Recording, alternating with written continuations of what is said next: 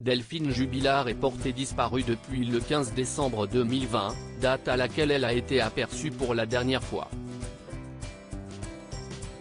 Plus de 2 ans après cette troublante disparition, un seul suspect a été mis en examen par la justice. Il s'agit de nul autre que son époux, Cédric Jubilard. Incarcéré à la maison d'arrêt de Cesse, l'artisan plaquiste demeure cependant présumé innocent dans l'attente du procès de cette affaire judiciaire. Si ce fameux procès est prévu pour le premier trimestre de 2024, tout porte à croire qu'organiser une telle procédure n'est pas une mince affaire. En effet, comme l'a dévoilé la Dépêche du Midi, dimanche 21 mai, l'organisation de ce procès, d'ores et déjà très attendu, s'accompagne de nombreux compromis. Prévu au palais de justice d'Albi, le procès pourrait se diviser dans les 3 salles de l'établissement risque de ne pas suffire. Pour cause, 2 des 3 salles de l'établissement n'ont pas de box pour les prévenus.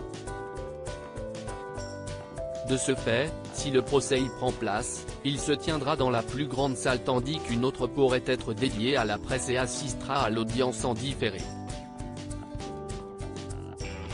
La 3e salle pourrait ainsi, dans ce cas de figure, accueillir les audiences du tribunal de police ou les petites affaires jugées en correctionnel. Une hypothèse uniquement possible dans le cas où la justice décide de réduire le nombre d'affaires qui seront jugées au même moment. Supérieur à lire, minute par minute, Delphine Jubilard, retour sur le jour où elle a disparu. Faudra-t-il délocaliser le procès ? Pour éviter toute précipitation lors de ces semaines de procès, la rédaction de la Dépêche du Midi a envisagé une toute autre option, délocaliser, en quelque sorte, l'audience. Puisque les procès médiatiques sont généralement très rares dans cet établissement, et compte tenu de la médiatisation de cette affaire, le procès Jubilard pourrait se tenir dans une seule des salles du palais de justice d'Albi.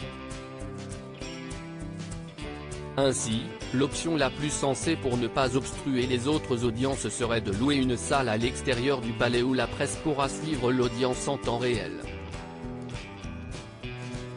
C'est d'ailleurs ce qui est arrivé la dernière fois qu'un tel procès a été jugé par le parquet d'Albi. À savoir, celui de Jacques Viguier pour la disparition de son épouse, Suzanne Viguier.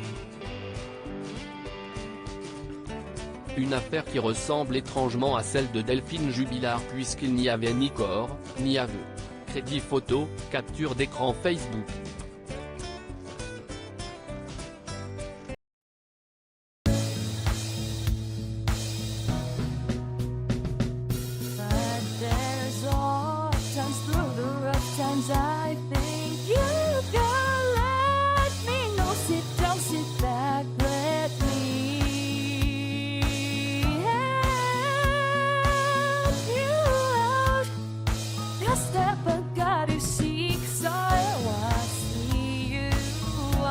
On your